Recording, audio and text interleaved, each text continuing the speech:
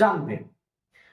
এখান থেকে আরেকটা বিষয় হচ্ছে যে টোপ্পা গানের আরেকজন অন্যতম প্রবর্তক হলেন কালিদাস চট্টোপাধ্যায়, যাকে আমরা কালী মির্জা বলে জানি।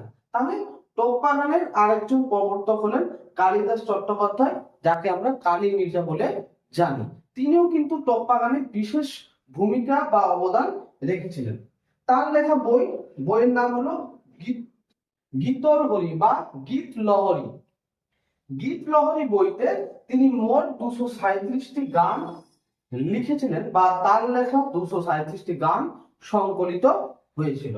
তাহলে এখান থেকে প্রশ্ন হয় যে গীতলহরী বইটি কার রচনা?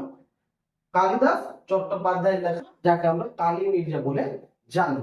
তার লেখা কতগুলি গান এই গ্রন্থে স্থান পেয়েছে বা সংকলিত হয়েছিল? 237টি গান। আবার